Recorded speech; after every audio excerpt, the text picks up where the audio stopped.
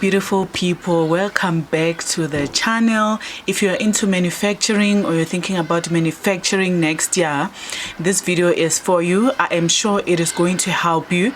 I am going to tell you things that you should avoid doing that has cost me quite a bit, and of course I want to see everybody winning.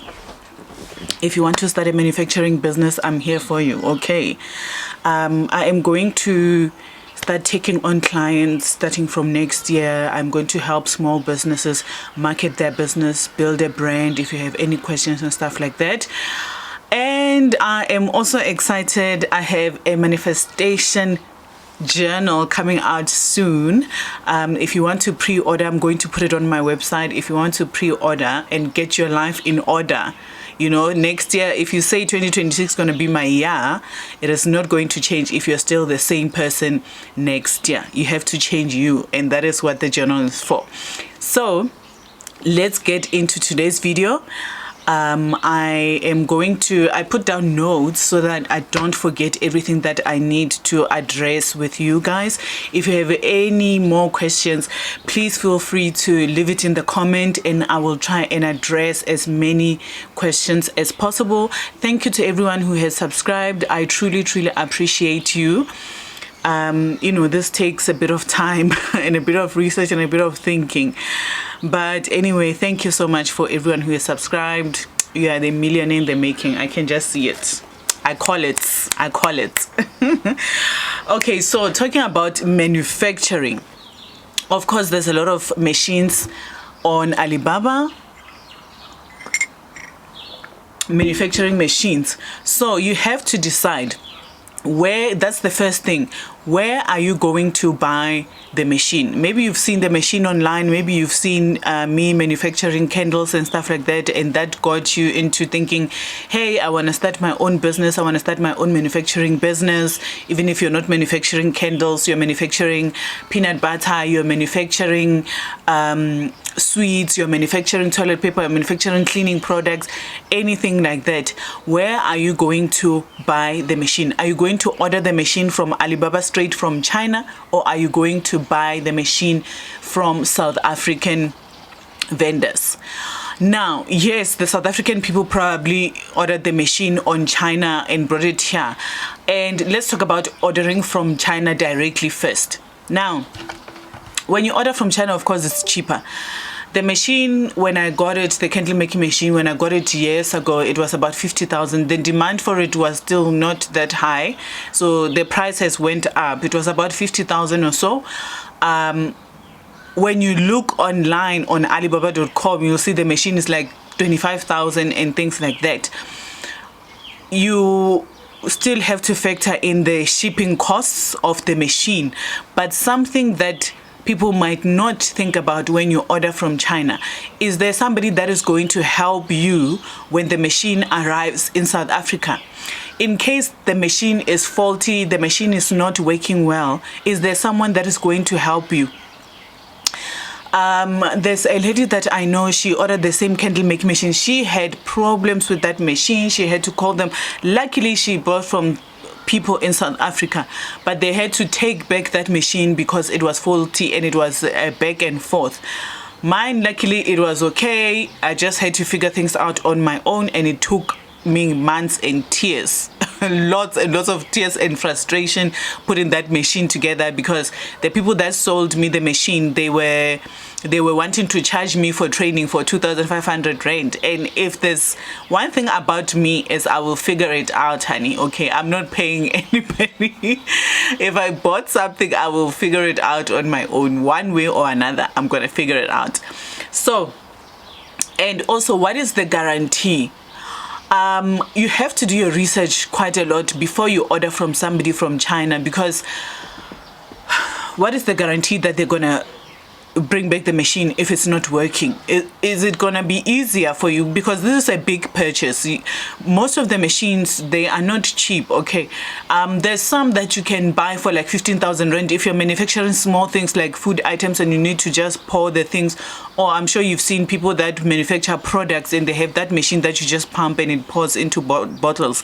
Those ones might be a bit more affordable, like 15,000 or so.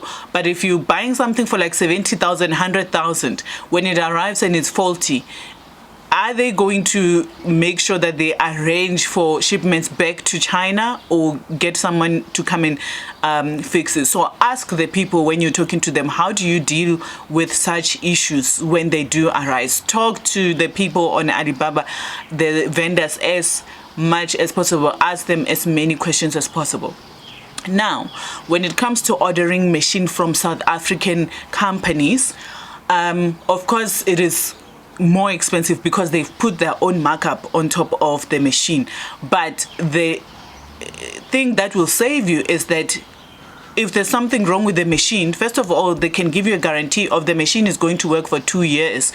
And then after that, you can ask questions. We start charging you to fix the machine. But before then, it's still under guarantee. So they will be able to come and help you with the machine and fix the machine. That is the first point. Let's move on to the second point. What other things are you going to need to make the final product? When I bought the machine, I just looked at the price for the machine. I didn't factor into the raw materials that I'm going to need in order to make sure that the customer has the final product in their hands. The raw materials, well, what are you going to need to put in here to make the product? So for example, for me with the candles, it's the wax, the wicks, the colors, the fragrances, all the other things for fragrant candles. The containers, how much do containers, what type of containers am I going to use? The packaging, what type of packaging am I going to use? How much is the packaging?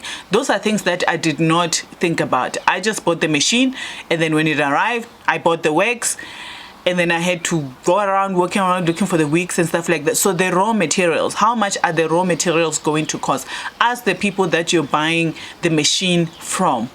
Ask them how much is it going to cost with the raw material. What am I going to need? First of all, they need to give you a list of things that you're going to need in order to have the final product that you can put in the hands of the buyers, either they are resellers, buyers, or customers.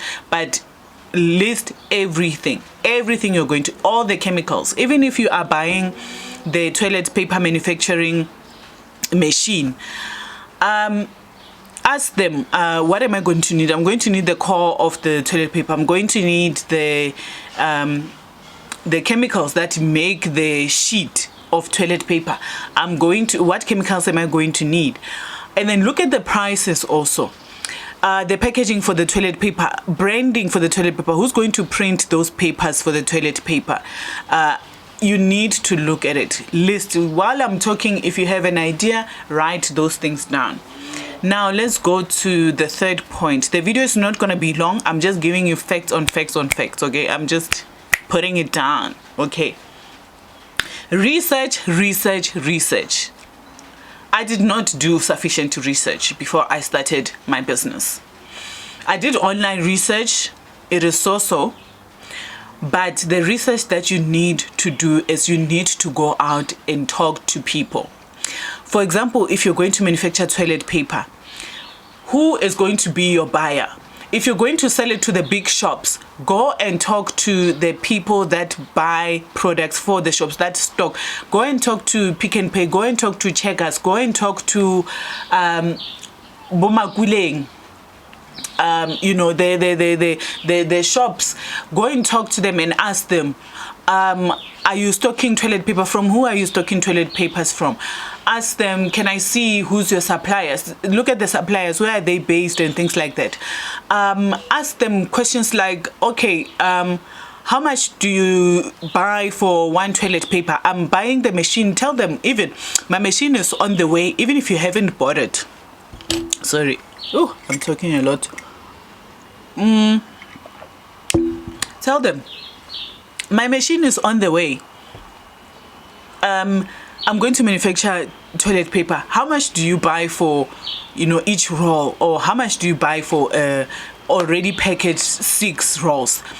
So that you can go back, look at the raw materials, how much it costs to make one toilet paper, what you're going to need, everything. Calculate how much it costs to make one, and then how much are the shops buying it for. Because remember, they also want to price their things high. So they will buy, for example, say maybe it costs 80 cents to make one toilet paper, one roll of toilet paper. They will like try to down price you and be like, we'll buy it for 85 cents. Or we'll buy it for 90 cents. Profit is 10 cents on that one toilet paper. But they are going to sell it for 350 to the customers. That's something to think about. The main good thing about selling to big shops and going retail is very challenging. Going retail is that you sell in large bulks, but it needs to move. Toilet paper, your toilet paper, specifically yours, it needs to move. So even when it's sitting on the shelves, what's going to make it move? If you price it low, it might move, but your profit margins are going to be even much less.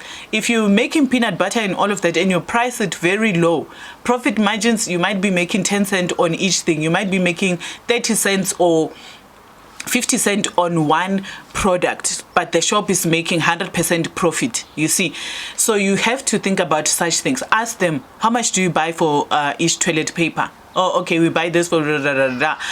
If they don't want to answer you, go to the next person. If you're going to be in business, you're going to have to talk to a lot of people. So if you think that you're going to sit behind the desk and the products are just going to move themselves while you're sitting and hope for the best, it's not going to move. Even if you get retail, you still need to advertise, you still need to sell your products, you still need to get as many of your products out there if you're going retail, so that even if you make little profit, that profit still covers money to pay rent, money to buy data to sell, money to buy phones, laptops, to run your business. It needs to cover, even if it's little, but it must be a lot of products. So when you go retail, you're playing a volumes game.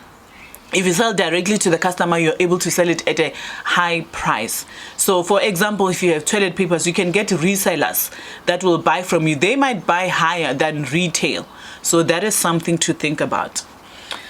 So like I spoke about profit margins. And also, like, whatever you're going to manufacture, the people that buy from you, how often are they going to buy? Especially if you're selling directly to customers. If you are selling to retail, how often do they ask them this question also? How often do, like, the best selling toilet papers, how often do they have to restock? Because sometimes things are sitting on the shelves for months, and I think you're paying for shelf space. So the reason I struggle to go retail, to be quite honest, is because of the profit margin. Like, I'm like, maybe I would rather go stand in the street and sell for the price that I want and get 100% profit than to, maybe I'll go retail someday, but yeah. So research. Write down these questions so you don't forget them. All right, so number 4, are you going to sell business to business, or are you going to deal business to customer? So business to business is, like I said, if you're selling to retail, are you going to manufacture large volumes and immediately go for retail? And this is after you did your research. I didn't do enough research. Go retail, work with other businesses, or are you going to sell directly to customers, where you can either sell online directly to the customer, or you can have your own shop. Even if you're a manufacturer, you can still have a front shop where you're selling your final products. Are you going to do that? So you need to think about it. If you sell directly to the customer, you might not need to make as many products as soon as possible. But if you're going to sell retail, you're going to need to make a lot, and you're going to need to be out there going to all the shops, negotiating prices, checking your stock, and all of those things. So decide if I'm going to manufacture, I'm going to work with businesses. And also another thing you can do when you're working with businesses is white labeling. I'm going to make a whole video about white labeling. You can make products. That's what these people you can make products and then package them for other people. I know a lady who was buying soaps and things to wash face, hair, and stuff like that from someone down my street. Actually, he makes soaps and things like that, and then people he can even package for you if you send the logo and stuff like that, or you can choose packaging yourself. I'm going to go into a whole video about it. I might just make it after I finish this one, separate video though. I also did a bit of white labeling. I might go back. Something to think about. So I still need to strategize again for my business. It's constantly changing, you know what I'm saying? So yeah, you need to think about that. So my piece of advice is, if you're manufacturing, especially big things like toilet paper, big things like spices and such things, talk to bulk buyers. If you sell anything that you have to sell hundreds and hundreds in a month, you have to talk to people that are going to buy bulk. By the one, it's not gonna suffice. Like getting one order today, 2 orders tomorrow, 1 order Friday, 2 orders Monday, it's not gonna work unless those orders, the people are buying in bulk. If they order 20 bottles of spices or 150 spices, and then you get 10 of those customers that buy 300 spices and such things, then you're in business. And then last but not least, who is going to operate the machines? Listen to me when I'm telling you this one. Who is going to operate the machines? Let me tell you something. I thought about it. I said, I'm going to get someone who's going to operate the machines and blah, blah, blah, blah, blah. Did I do it? No. Your DIY girly decided that I'm going to be the one who is going to make the candles. I'm going to package the candles. I'm going to ship the candles. No, that did not work out. It did not work out. And I found somebody, they let me down. Now I had to go on maternity. Nobody was running my business. It's a whole other story that I will tell one day. The business is still going. It's going up. But I will tell one day. That's the story I'll tell, okay? I'll be telling my testimony one day. But think about who's going to operate the business. How much is it going to cost you, a person? When you're budgeting for the business and you're budgeting to buy the machine, to buy the material, to buy all of that, how many people are you going to need to make the products? And how much are you going to pay them? If, for example, what is it going to require? How many people are going to be needed when producing the toilet paper? Can one person operate the machine? How much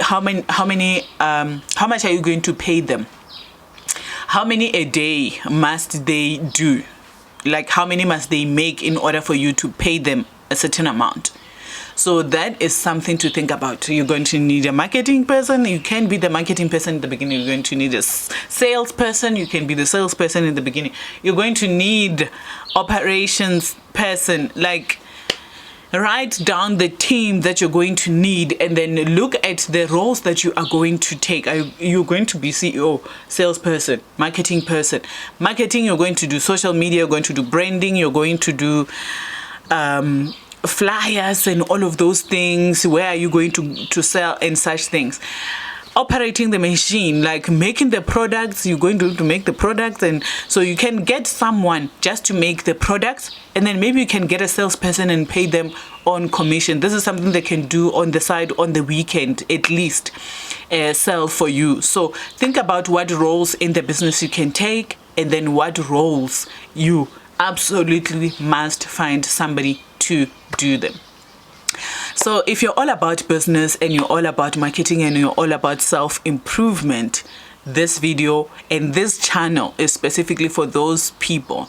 Because look, one day I want you to come here and give a testimony of how you've started your business and how you're running your business and you're succeeding.